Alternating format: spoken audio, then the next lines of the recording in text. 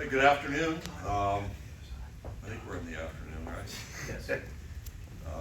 Obviously week 2 of football season. Excited to see this game. I've been here for KU Mizzou basketball game, and obviously intensity when you put a roof on it. And football stadium with a few more people, level of intensity that will probably exceed what I experienced even in basketball. But great to see this kind of rivalry played. I was here last evening. My wife was with me to be a part of the campaign kickoff event last night. Amazing to see what happens here at the University of Missouri. The impact on lives, the impact across the state, impact across the globe, and the $2 billion goal to magnify that is exciting to see from the commissioner's standpoint, who thinks a lot about football and baseball and track and field and basketball.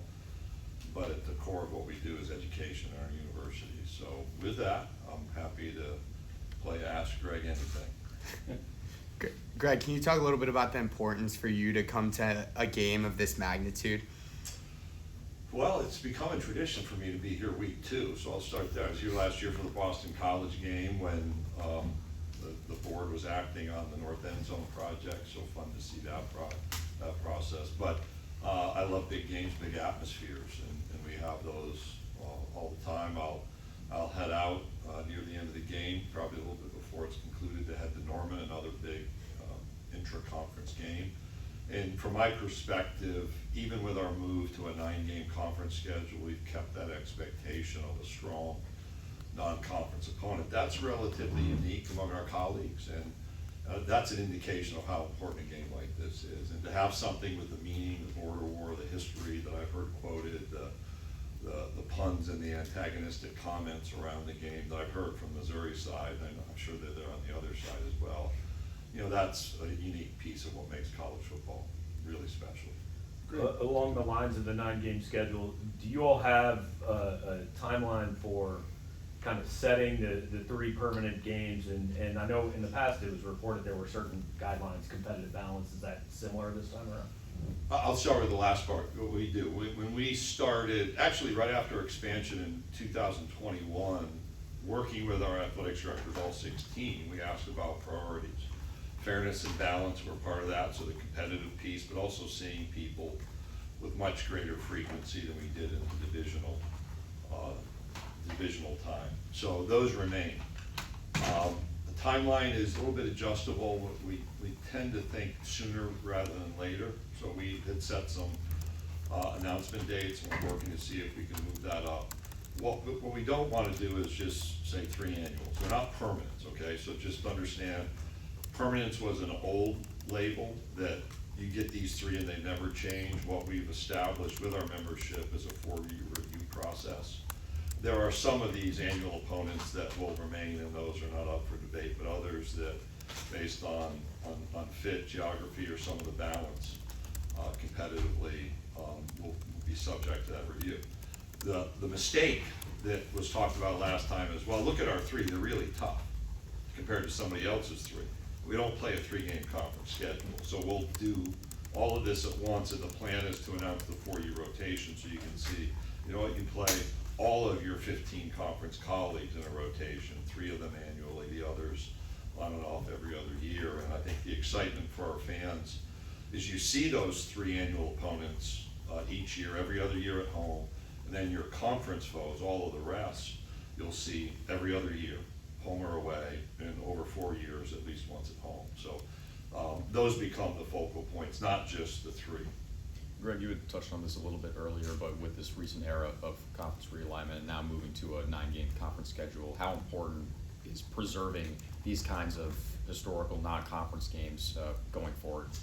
Well, I'll go in the conference first, if I may, because I can control what I can control, and I can control with our membership's vote conference schedule. And in addition to the fairness and balance, honoring the number of historic rivalries we have in the league is a part of our move to 9 games. I think that's an indication of who we are, and now schools have to work out their ability to manage a non-conference game, and you've seen that here with KU and Missouri. We have others that, because of departures, aren't there, but we've said we'll do our best to facilitate restoring those rivalries. And if you look at our history, you know, Georgia and Georgia Tech play.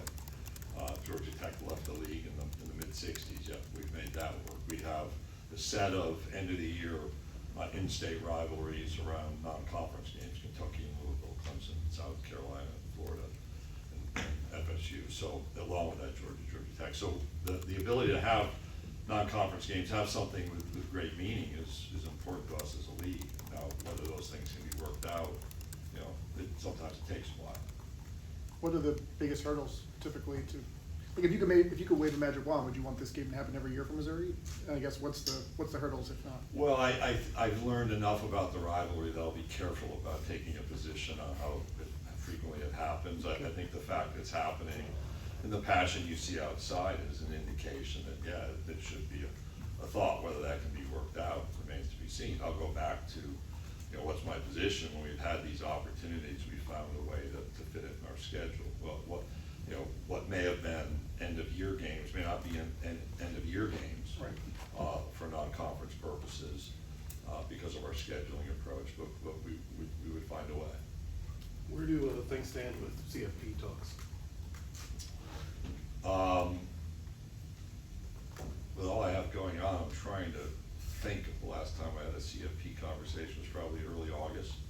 We have a 12-team format. We'll have a 12-team format this year. If we don't change the 12-team format, guess what? We'll have a 12-team format at the end of next year. I think the consideration of growth for us, we said in Destin and would say the same, the 16 appears a justifiable and reasonable step. Our view is the effort to address strength of schedule and strength of record, which is an ongoing part of the CFP selection committee's work, is really, really important, particularly as we move to 9 games. I think that's where the focus is. You've heard plenty of other ideas. It's not clear that those ideas generate the support to move, and if we don't move, people ask, well, what's the format going to be? The format's 12. Whether it's a different format's a question, but the format's 12. Did the moving to 9 games, did that impact conversations at all? What impacted our conversation was at least a step, what I would call progress, not perfection, on strength of record, strength of schedule analysis, and the release. Again, I think this was mid-August from the CFP on some criteria adjustments. Understanding how those guide selection are the next step for us. Understanding the calculation with a bit more depth is the next step for us. Yet, we achieved some progress. So that helped inform our decision making. I think what you saw with some of the big games last week, Texas, Ohio State, I was at Tennessee, Syracuse, LSU, Clemson, Virginia Tech, South Carolina, Alabama, FSU. Who did I leave off? And then what's happening today? What happens next week with some big games, A&M, Notre Dame, Alabama, Wisconsin are top of mind. That's healthy for college football. Now, college football is a developmental game still, and that is missed. So all of these outside ideas that say we want to control your schedule, we're going to maximize matchups every day, that's great with a 9-year veteran in the NFL who doesn't have to learn a system and who can actually coach the people around them. But as you have freshmen coming in, first-year players, and you have transfers in the college level, having a balance between strong non-conference games and some opportunities to grow your team, and I can quote you the stats on participation, which I think are important, that remains. Yet, I think the CFP selection process has to acknowledge there has been some, if you will, inhibition of playing stronger schedules. A loss seems to weigh a lot more than a win in the old way of thinking. That's why these strength of schedule, strength of record pieces are so important to encourage strong non-conference schedule. That December 1st is the date that's been thrown, I think, for next season. That's still... That's a format issue, yeah. So that's part of the media agreement, and that's about determining something other than 12. And if you don't, it's 12. And there's so much attention, in my experience, around other numbers that it's like, well, there won't be anything. No, the reality is that we'll be 12. And we have until then to change for 26 and other opportunities to change thereafter. With the recent changes in the conference, whether it's scheduling, alignment, or even the recent expansion to 16 teams, just how do you feel like the SEC is in a better place since before the expansion and realignment? And how does it position the conference well for future growth as conference realignment becomes an increasing thing?